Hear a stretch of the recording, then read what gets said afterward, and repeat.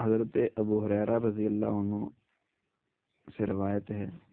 کہ سرور دو عالم صلی اللہ علیہ وسلم نے ارشاد فرمایا، ایک آدمی کسی راستے سے گزر رہا تھا کہ اس نے ایک کانٹے دار ٹہنی کو دیکھا اور اسے اٹھا کر ایک طرف پھینک دیا۔ اس کے اس عمل پر اللہ تعالیٰ نے اسے اجر دیا اور اس کی مغفرت فرما دی۔ انسانوں کو اپنی ضروریات کو پورا کرنے اور اپنی مصلحتوں کی ادائیگی کے لیے لازمی طور پر راستوں کو استعمال کرنا پڑتے ہیں۔ اسی بنا پر راستے تمام لوگوں کے درمیان مشترکہ منافع کے لیے استعمال ہوتے ہیں۔ اس لیے کسی شخص کے لیے جائز نہیں کہ وہ کسی کے راستوں کے استعمال کرنے سے کسی بھی طرح روکے۔ اگر راستے میں کوئی ایسی خرابی پیدا ہو جائے جو چلنے والوں کو نقصان دے اور ان کے لیے دشواری کا باعث بنے تو اس خرابی کو دور کرنا اور راستے کو درست کرنا واجب اور ضروری ہے۔ اسلام نے اس واجب کے قائم کرنے کو ایمان کا ایک ایسا شعبہ قرار دیا ہے جس کے بغیر ایمان کی تکمیل نہیں ہو سکتی۔ ایک حدیث میں ہے، حضرت ابو ہریرہ رضی اللہ عنہ سے روایت ہے کہ حضور اکرم صلی اللہ علیہ وسلم نے ارشاد فرمایا، ایمان کے 70 سے زیادہ شعبے ہیں، ان میں سب سے افضل شعبہ لا الہ الا اللہ کا اقرار کرنا اور سب سے ادنی شعبہ راستے سے تکلیف دہ چیز کو ہٹا دینا اور حیا بھی ایمان کا شعبہ ہے۔ اس مقصد میں بھی راستے سے تکلیف دہ چیز کے ہٹانے کی تاکید موجود ہے، کیونکہ یہ ایک ایسا عمل ہے کہ جو اللہ تعالیٰ کی طرف سے بخشش کے حصول اور جنت میں داخل ہونے میں آسانی کا ذریعہ ہے۔ اسی وجہ سے رسول اکرم صلی اللہ علیہ وسلم نے اس فضیلت کی حفاظت کرنے کی وصیت فرمائی۔ ابو برزہ رضی اللہ عنہ نے عرض کیا، یا رسول اللہ، مجھے کوئی ایسی چیز سکھا دیجئے جس سے میں فائدہ اٹھاؤں۔ تو حضور اکرم صلی اللہ علیہ وسلم نے ارشاد فرمایا کہ مسلمانوں کے راستے سے تکلیف دہ چیز کو ہٹاؤ۔ آپ علیہ السلام نے راستے سے تکلیف دہ چیز کے ہٹانے کی ترغیب دی ہے۔ جو ہی انسان اسے راستے میں پڑا ہوا پائے، جیسا کہ اس حدیث میں قصے میں معلوم ہوتا ہے، اس بنا پر راستے میں تکلیف دہ چیز کے پھینکنے کی ممانعت تو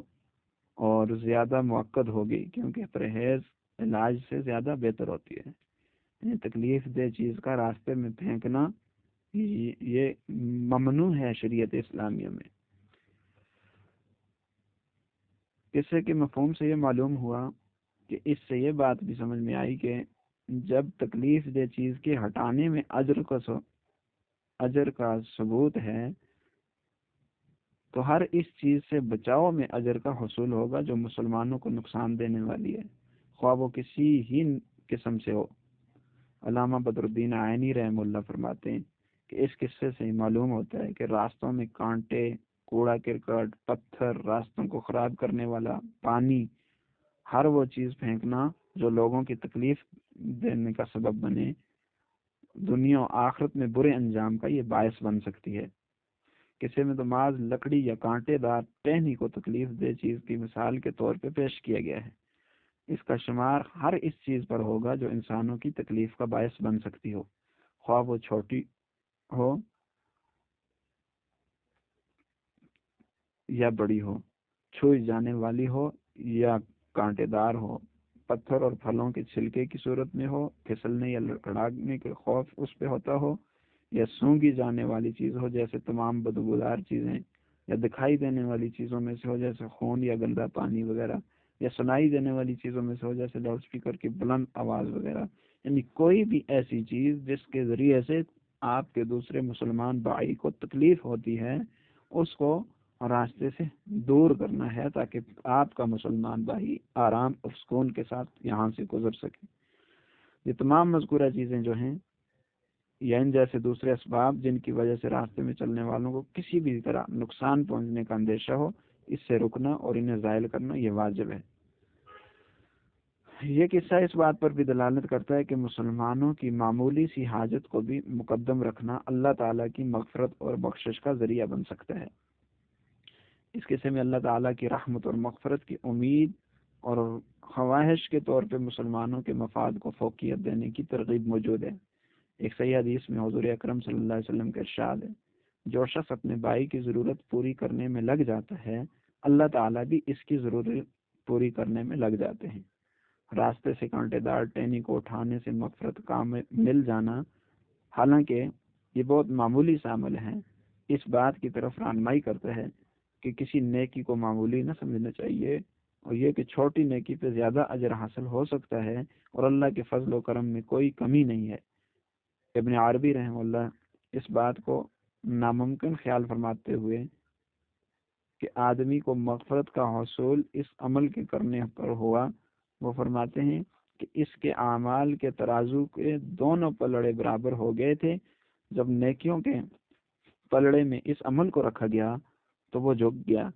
اور یہ اس کی مغفرت کی علامت بن گیا۔ ابن عربی کی یہ رائے درست نہیں، کیونکہ اللہ کے فضل میں کوئی کمی نہیں۔ ابو داؤد کی روایت میں موجود ہے کہ اس شخص نے کبھی کوئی نیک عمل نہ کیا تھا، اور اس قصے سے داعیان اسلام کو یہ رہنمائی اور ہدایت ملتی ہے کہ وہ اس قسم کی معمولی خدمات کے سر انجام دینے پر لوگوں کی ہمتوں کو برانگیختہ کریں، اور یہ کہ انہیں محض انسانی عادات تصور نہ کریں، اور لوگوں کو سمجھائیں کہ یہ دین کی مضبوطی اور دین کی بنیادی شعبوں میں سے چند شعبے ہیں۔ ایسے حضرات کو بھی دیکھا گیا ہے جو نوجوانوں کو اس بات کی ترغیب دیتے ہیں کہ وہ اسلامی منہج کی اتباع میں،